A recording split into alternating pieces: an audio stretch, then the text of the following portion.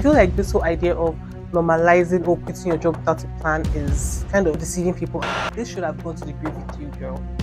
This story should never be on the internet. Like, no one should know. If we did not experience this with you, we really should not know. Everything is use my code, use my link in my bio, link in my bio. Like, we're sick of it. We're sick of it. You met a stranger and now he's flying you out and you're over here telling us, like, why is that so common? Are you an escort? You're not lacking. You probably have a job that pays well. You probably have an education. You can get a good job. Why are we finding the need to over sexualize our bodies? When are we going to talk about the fact that people's attention spans keep reducing and that might pose a threat to the society? Because the last that I read said something like average person has the attention span of a 4-year-old, and now I'm hearing that it's even getting worse. How much worse could it get? If an average person has the attention span of a 4-year-old, how much worse could it get? Why I say it's a threat to the society, or it could pose a threat, is the fact that Gen Zs and Gen Alphas are becoming adults. They're raising people that will go into the workforce. How are Gen Zs supposed to sit through a meeting, a work meeting? How are they supposed to sit through a work meeting if they always need to be engaged all the time? If they always feel like something should be grabbing their attention span all the time? Because I don't see business meetings with music in the background. I don't see business meetings trying to give people's attention. For the most part, corporate life is boring. Life is boring normally. If everybody has an attention span of a 4-year-old, or even worse, because even 4-year-olds now, their attention span is in the mud because every child now has an iPad or something. Having a low attention span is the first thing on my list, on the list of things that social media has made normal but really isn't, or at least shouldn't be normalized. Now let me know in the comments if you agree or if you disagree with any of my points. Social media has made us feel like becoming a young millionaire is so normal. And yes, we are very happy for the people that have become millionaires young. But growing up as a child, being a millionaire at a very young age wasn't as common. But now it's becoming even more common with social media. Like, we're getting exposure to people all around the world, and people are also getting opportunities like becoming influencers, starting businesses online, growing your businesses through the internet, and people are able to make a lot more money faster than they would ever before in the past, which we are very happy for them. But when we start focusing on what people are doing, like if you're looking at social media and you're focusing on what other people are achieving in their own lives, you start to neglect your own wins, the wins that you've achieved in your own personal life. Even if it's gradually seeming like, okay, it's normalized, but that doesn't mean you should invalidate what your own personal achievements are because you haven't gotten to what that other person has gotten, because you're seeing people on social media. People say, oh, things like, oh, everything online is fake. I'm not saying you should think everything online is fake, but I'm saying that you shouldn't see what people have online and start feeling bad about where you are, because to be honest, average person are not millionaires. Because you're seeing all these influencers making a lot of money online doesn't mean you should start looking at yourself as lesser than what you are, or feeling like you haven't gone far in life, because I'm sure you are. I'm sure you are doing well for yourself, and becoming a millionaire young is not the reality of a lot of people. Going off the point of being a millionaire young, and that thing that social media is kind of normalizing is the idea that everyone has to be an entrepreneur. Everybody has to be an entrepreneur to make money. And although I know that being an entrepreneur is one way to make a lot of money, there's also another way to not make money at all. You can make so much money from other things. You can make so much money from being a doctor, being a nurse, being an investment banker. You can be a salesperson. Those careers also make money. You don't have to start your own business to make money. And I feel like social media is making us think that, oh, the only people that are successful are the business people, and I actually stand to disagree. I feel like entrepreneurship is over glamorized. People may think it's glamorous, and it's really not. It's all about getting your hands dirty and doing the dirty work. Don't like pressure yourself to do it. Another thing I've been seeing lately is this whole idea of quitting your job without a plan. Why are you quitting your job? Please, I hope no one is going off of that trend because they saw their favorite influencer say they quit their job without a plan. I saw a video where a lady with 3 children, she quit her job, carried all her stuff and had 3 children and moved to another state because she wanted to become an influencer. She wanted to become an influencer, but she did not have up to 1,000 followers online, and she didn't have a following. But because she's been led by this whole idea of, oh, quitting your job without a plan, oh, God will make a way. Like, don't do that. You probably are seeing this other person say they will quit their job without a plan. They probably do not have savings in their bank account, but they have a parents. They have a mom and a dad that they can live with. If you don't have a mom and a dad that you can live with, if you don't have some form of help, some form of support, Do not follow what you're seeing online. I feel like this whole idea of quitting your job without a plan is low-key bad advice because people are taking it for face value. Influencers that say they quit their job without a plan, they probably have a plan, but it's probably not the traditional plan. Like, for example, if you are 18 years old and you say, oh, you don't want to work in McDonald's, you want to work on YouTube and grow your YouTube channel, and then maybe by the time you're 20, if it doesn't work out, then you can decide to go to college. That's actually a plan.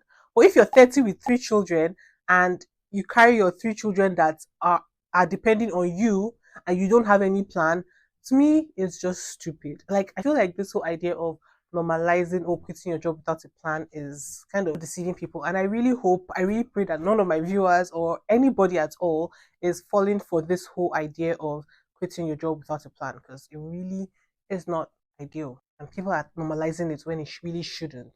Not everyone has the luxury of quitting their jobs, and you shouldn't copy people that have the luxury because it's been over glamorized. Can we talk about the plague that has become story times? I feel like people overshare on the internet now, all in the name of, oh, story time, oh, story time about the time, oh, story time, guys. People really overshare, and oversharing might be good in the sense that you're sharing your experience and people can learn from it.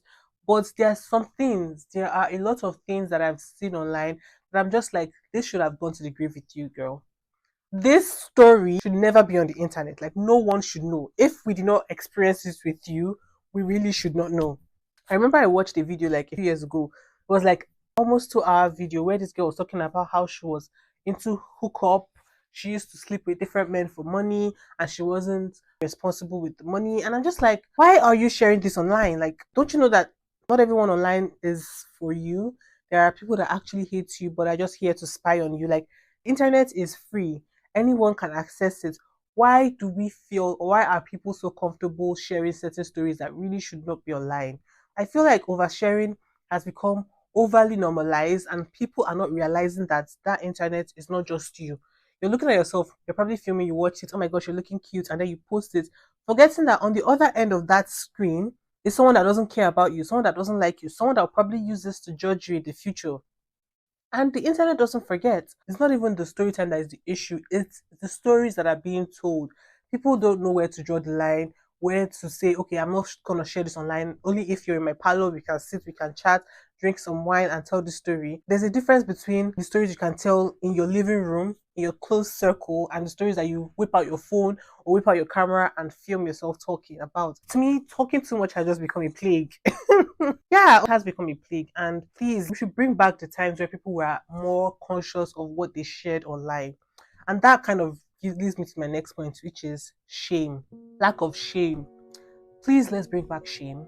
Please, let's bring back shame. People just be unashamed in the streets. Things people be doing, the things people be posting online. You're just like, why aren't you ashamed of yourself? Like, why are you so confident telling us this? Why aren't you ashamed of yourself saying this online? Like, you should be ashamed of yourself. You should be ashamed of yourself. You shouldn't be so confident, to be honest. I can't give examples right now because you guys know what I mean. Any video in your head right now, any post in your head right now is probably one example, because yeah, people have lost their shame. And sometimes I just see things, I'm just like, where are your parents? Like, who raised you? Who raised you? Another thing that has been over normalized is overconsumption. People just feel the need to have too many things. We feel the need to have a perfume collection, a makeup collection, a bag collection, a shoe collection, a clothes collection, even though we know we're not going to wear all of that. But consumption has become a thing. And it's not even about building collections on things that you want. If you like bags, I feel like you should feel free to express yourself and buy the bags that you want if you like bags. But the problem now is when you're being influenced by other people, even when you don't really care about it. Like, you going ahead to buy perfumes because you see people talking about perfumes all the time, or you going ahead to buy decor that you know you're not going to use. Your house really doesn't need another vase, but you're buying it because you saw it on someone's story and it really looked cute in their house. Those kind of overconsumption is a problem. People being overly influenced by people. I don't think our parents were like that influenced. I don't know the kind of homes you guys grew up in, but my parents were not that influenced because they weren't seeing people always shoving down products in their eyes. And because we're seeing influencers and have all these collections, we now start feeling like we need to have it, forgetting that these are their jobs. If an influencer that does makeup videos has a huge collection of makeup products.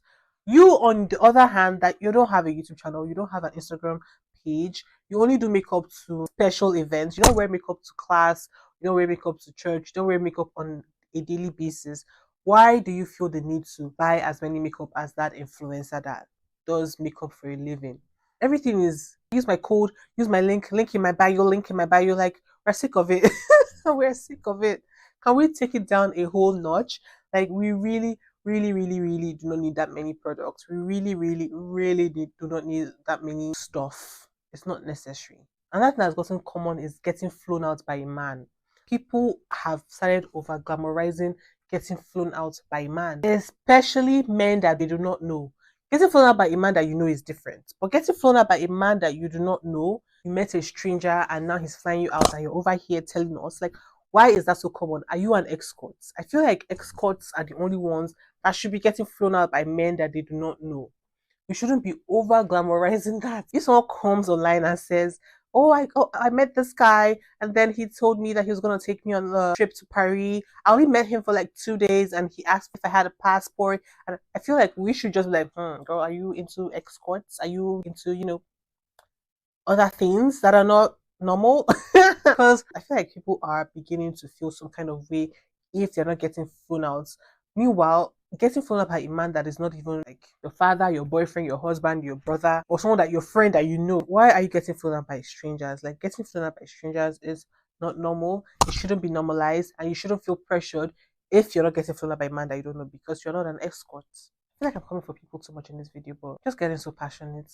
Not getting coming for you guys, but I just feel like there are people that are watching these content and they are probably on the other side of the screen starting to feel like they're not as pretty because they're not getting flown out. I don't know. I hope not, but I don't know. Then the last point that I have is women over sexualizing their bodies. For example, OnlyFans has become so common. Almost every time online, I'm like hearing people say things like, "Oh, follow them on OnlyFans or go and check out their OnlyFans." I don't even know the lingo they use, but I'm just like, when did we get here? Why is it so common for people to over sexualize their bodies, especially when they do not need to? You're not lacking. You probably have a job that pays well. You probably have an education. You can get a good job. Why are we finding the need to over sexualize our bodies to get extra money for things that we do not need, but things that we want? Like, people are doing OnlyFans not because they can't survive, not because they don't have a house, but because they want luxury. They want to buy the Birkins. They want to fly first class. And there's nothing wrong with flying first class. It's just, why are we making it so normal? Like, I feel like we've even become desensitized as a society in a way. Like, people don't even know what exactly is nakedness and what is not because it's just there now. It's literally just there. Anyway, yeah, those are the things that I have for you guys concerning the things that have become so normal that really shouldn't or aren't normal in the real essence of things. If you have any other additional things that I missed out in this list, add it to the comments and we can continue the conversation in the comments. My name is Chidera, by the way, if you do not know, and I'll see you in my next video. Bye, guys.